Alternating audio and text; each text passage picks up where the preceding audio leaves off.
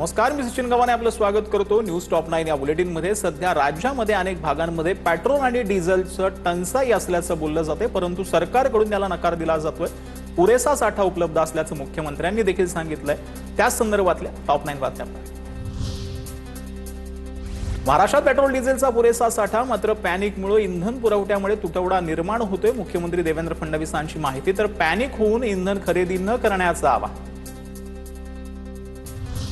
पोलिसांच्या पेट्रोल डिझेलमध्ये कमतरता नाही, सगळीकडे पेट्रोल डिझेल उपलब्ध। इंधन असताना बेजबाबदार उत्तर देणाऱ्या नागपुरातील पोलिसांवर कारवाई केली आहे, फडणवीसांची माहिती। राहुल गांधींकडून पंतप्रधान मोदी आणि अमित शहांवर गद्दार म्हणत टीका। मोदींनी देशाला विकण्याचं काम केलंय। पंतप्रधान आणि गृहमंत्री गद्दार आहेत। रायबरेलीतून राहुल गांधींचं मोदींबद्दल वादग्रस्त विधान। राहुल गांधी रिजेक्टेड माल, मुख्यमंत्री फडणवीसांकडून पुनरुच्चार। राहुल गांधींनी मोदी शहांवर केलेल्या गद्दार या टीकेवरील प्रश्नाला उत्तर देताना मुख्यमंत्री फडणवीसांकडून राहुल गांधींवर पुन्हा टीका। पंतप्रधान नरेंद्र मोदींकडून जॉर्जिया मेलोनी यांना मेलोडी ट्रॉफी जी आहे ती भेट। Welcome to Rome my friend मेलोनींची पंतप्रधान मोदींसोबतची पोस्ट व्हायरल। देशात आर्थिक संकट डोक्यावर आहे आणि तिथे मोदी मेलोनी यांना चॉकलेट खाऊ घालत आहेत। लोकशाहीची थट्टा उडवली आहे। मोदी आता देशाला वाचवू शकत नाहीत, राहुल गांधी यांची टीका। जनतेनं काँग्रेसला जागा दाखवली, राहुल गांधींचा गद्दार वक्तव्यावरून श्रीकांत शिंदेंचा हल्लाबोल। पश्चिम बंगाल तामिळनाडू निकालाचा दाखला देत श्रीकांत शिंदेंची काँग्रेसवर टीका। विरोधी पक्षाचे नेतेही काँग्रेस सोडत असल्याचा दावा। शरद पवारांकडून पंतप्रधान नरेंद्र मोदींचं कौतुक। मोदी देशाबाहेर भारताची प्रतिमा जपत असल्याची स्तुती सुमनं, तर आम्ही पवारांच्या भूमिकेशी सहमत नाही, राऊतांची प्रतिक्रिया। पवारांनी विधान केलं म्हणजे इंडिया आघाडी विरोधात भूमिका होत नाही, देशाच्या हितासाठी काही मुद्द्यांवर पाठराखण केली असेल। राऊतांच्या विधानावर शशिकांत शिंदेंची प्रतिक्रिया, तर पवारांनी राजकीय वक्तव्य न करता वास्तववादी वक्तव्य केलंय, अशोक चव्हाणांची प्रतिक्रिया।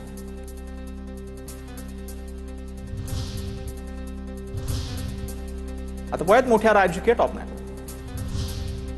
दोन्ही राष्ट्रवादीचं विलीनीकरण होणार नाही, शरद पवारांकडून भूमिका स्पष्ट। दादांच्या राष्ट्रवादीतील 22 ते 23 आमदार शरद पवारांच्या संपर्कात, पवारांच्या पक्षातील नेत्यांचा दावा।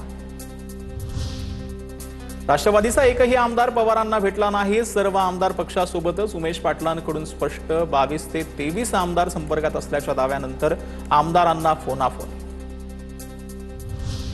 पवारांच्या राष्ट्रवादीत रोहित पवार नाराज असल्याची सूत्रांची माहिती। काही दिवसांपूर्वी तटकरे पटेलांनी पवारांची भेट घेतली होती, तर पक्ष एकसंघपणे पुढे चाललाय। रोहित पवार नाराज नाहीत, शशिकांत शिंदेंची माहिती। रोहित पवारांकडून नाराजीच्या बातम्यांचं खंडन। पाणी वाटपाच्या बैठकीसाठी रोहित पवार पुण्यात। जनाई शिरसाई सीना कुकडी पुरंदर योजनेच्या प्राणी प्रश्नावरती मुख्य अभियंत्यांसोबत रोहित पवार आणि शेतकऱ्यांची बैठक। SIR प्रक्रियेमुळेच पश्चिम बंगालमध्ये भाजप जिंकल्याची चर्चा। SIRची प्रक्रिया जी आहे ती निष्पक्षपातीपणे पार पडायला हवी। महाविकास आघाडीच्या शिष्टमंडळाची निवडणूक आयोगाकडे मागणी। विधान परिषद निवडणुकीसाठी महायुतीचा प्राथमिक फॉर्म्युला ठरला, सूत्रांची माहिती। भाजपला 12, शिवसेनेला 3 आणि राष्ट्रवादीला 2 जागा मिळण्याची शक्यता। काही जागांसाठी अदलाबदल होण्याचा अंदाज, तर शिवसेनेच्या विधान परिषदेचा 5 पेक्षा जास्त जागांवर दावा, सूत्रांची माहिती।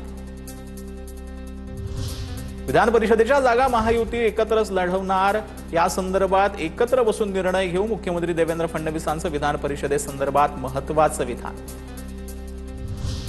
शिवसेनेतील अनेक मंत्र्यांना मंत्रिमंडळ विस्तारात डच्चू दिला जाणार, सूत्रांची माहिती। वाचाळवीर आणि ज्या मंत्र्यांचं रिपोर्ट कार्ड चांगलं नाही त्यांना डच्चू मिळणार असल्याची माहिती। शिंदेंकडून आधीच 2.5 वर्षांनंतर दुसऱ्यांदा संधी देण्याचं जाहीर।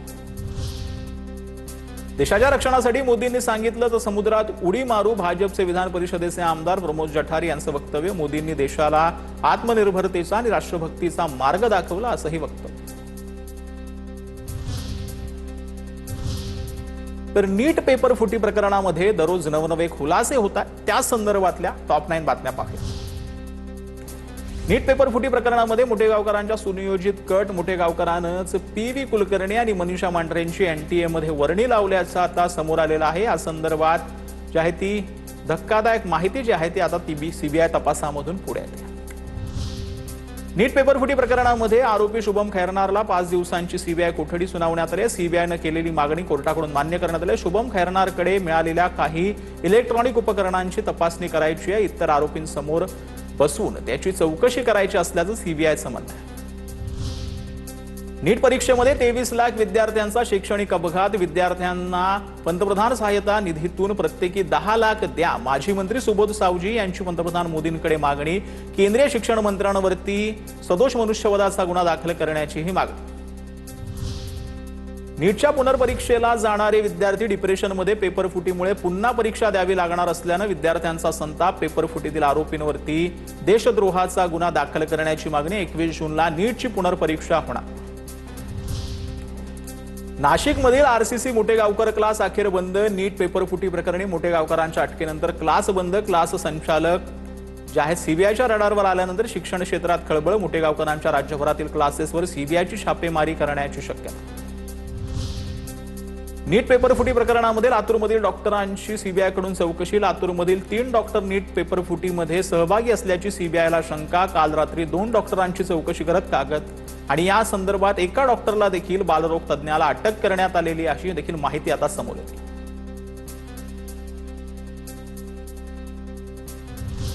नीट पेपर फुटी प्रकरणातील आरोपी शिवराज मोठेगावकरचा आणखी एक कारनामा समोर आलाय. लातूरमध्ये उद्योगधंद्यासाठी आरक्षित भूखंड क्लास चालवण्यासाठी खरेदी केल्याची माहिती आहे. अनिल अग्रवाल नावाच्या उद्योजकाकडून मोठेगावकरनं जमीन विकत घेतली. पुण्यातील डेक्कन परिसरातील आरसीसी क्लास पालिकेकडून सील. आरसीसी क्लासेसचा काही भागावर अतिक्रमण. पालिकेकडून अतिक्रमणावर बुलडोझर कारवाई.